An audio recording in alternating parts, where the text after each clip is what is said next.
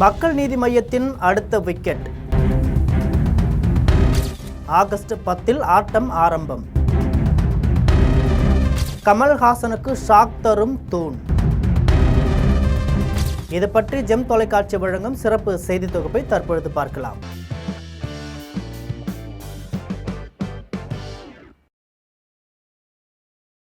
கமல்ஹாசன் கட்சியிலும் பரபரப்பு வந்துவிட்டது. தாவே ஆட்சி அமைந்ததிலிருந்தே தமிழக அரசியல் களத்தில் நாளுக்கு நாள் பல்வேறு திருப்பங்களும் அதிர்வுகளும் ஏற்பட்டு வருது. அந்த வகையில் நடிகர் கமல்ஹாசன் தலைமையிலான மக்கள் நீதி மய்யம் கட்சியில் மீண்டும் ஒரு புயல் வீச தொடங்கியிருக்கு. அந்த கட்சியிலிருந்தும் முக்கிய பிரமுகர் வெளியேற போகிறாராம். இதை பற்றின எக்ஸ்க்ளூசிவ் தகவல் ஒன்று நமக்கு கிடைச்சிருக்கு.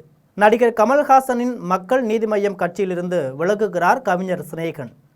தமிழ் திரைப்பட பாடலாசிரியரும் நடிகரும் கவிஞருமான சினேகன் நேரடி அரசியலில் பங்கேற்பதற்காக கமல்ஹாசன் தொடங்கிய மக்கள் நீதி மய்யம் கட்சியில் இணைந்தார்.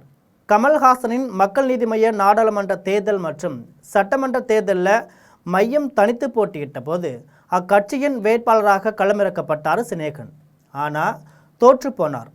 திமுகவுடன் கமல்ஹாசன் கூட்டணி வைத்த போதும் சரி, ஒரு எம்பி சீட்டுக்காக தேர்தலில் போட்டியிடாமல் தவிர்த்த போதும் சரி, அதில் உடன்பாடு இல்லாமல் தனது எதிர்கருத்தை கமலிடமே பதிவு செய்தவர் சினேகன்.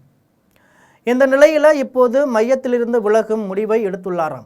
இப்படி ஒரு தகவல் கசிந்ததுமே இது குறித்தும் நாம் மையத்தின் முக்கிய நிர்வாகிகள் இருவரிடம் விசாரித்தோம். அவர்கள் நம்மிடம் பேசும்போது திமுக ஆதரவில் தலைவர் கமல்ஹாசன் எம்பி ஆனதற்கு பிறகு மக்கள் நீதி மய்யம் கட்சியின் அடுத்த கட்ட வளர்ச்சி குறித்து எந்த சிந்தனையும் இல்லாமல் இருக்கிறார் தலைவர். இது பலருக்கும் ஆதங்கம்தான்.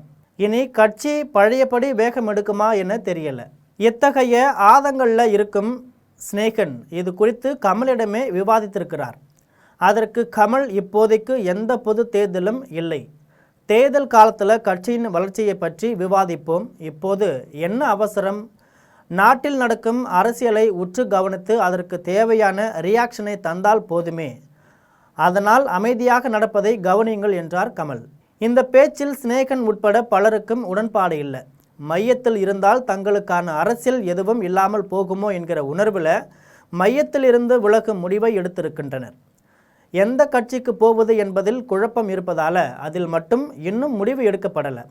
ஆனால் தாவேகாவில் இணையும் எண்ணம் சினேகனுக்கு இல்லை, அது மட்டும் உறுதி. ஆகஸ்ட் 10 தனது நிலைப்பாட்டை வெளிப்படையாக சினேகன் அறிவிப்பார்னு எங்களுக்கும் தெரிகிறது என்று நம்மிடம் விவரித்தனர். ஒருவேளை இந்த தகவல் உண்மையாகும் பட்சத்தில் மக்கள் நீதி மய்யத்திற்கு இன்னும் சறுக்கலாகவே அமையும். சினேகன் போன்ற ஆரம்பகால தூண்கள் களப்பணியாளர்கள் அடுத்தடுத்து வெளியேறுவதாலும் மக்கள் நீதி மய்யம் மிகப்பெரிய பின்னடைவையும் சந்திக்கும். ஒரு கட்சி தலைவராக தன் சொந்த எம்பி பதவியோடு திருப்தி அடைந்துவிட்டு தொண்டர்களின் எதிர்காலத்தையும் கட்சியின் வளர்ச்சியையும் தேர்தல் நேரத்து வியாபாரமாக மட்டுமே கமல் பார்ப்பதாக இருந்தால் அது களத்தள உழைக்கும் நிர்வாகிகளுக்கு பலத்த ஏமாற்றத்தையும் நம்பிக்கையும் இன்மையும் தந்துவிடும். இதுதான் மாற்று அரசியல். ஆரம்பம் முதலே மாற்று அரசியல் என்ற முழக்கத்தோடு வந்த கட்சி இன்று ஒரு திராவிட கட்சியின் தயவில் இயங்கும் நிலைக்கு சென்று விட்டதும், எதிர்கால பாதை குறித்த தெளிவான வழிகாட்டுதல் இல்லாததும் மக்கள் நீதி மய்யவின் அடித்தளத்தையே ஆட்டம் காண செய்துவிடும். இதே நிலை நீடித்தால் தேர்தல் காலத்தில் மட்டும் தற்காலிகமாக உயிர் பெறும் ஒரு பெயரளவு அமைப்பாகவோ அல்லது முற்றிலுமாக முகவர் இழந்து வரலாற்றின் பக்கங்களில் மறைந்து போகும் ஒரு கட்சியாகவோ மட்டுமே மக்கள் நீதி மய்யம் எஞ்சி இருக்கும். கமல் என்ன முடிவெடுக்கப் போகிறார், பொறுத்திருந்து பார்ப்போம். இது போன்ற செய்தியை தெரிந்து கொள்ள தொடர்ந்து ஜெம் தொலைக்காட்சியுடன் இணைந்திருங்கள்.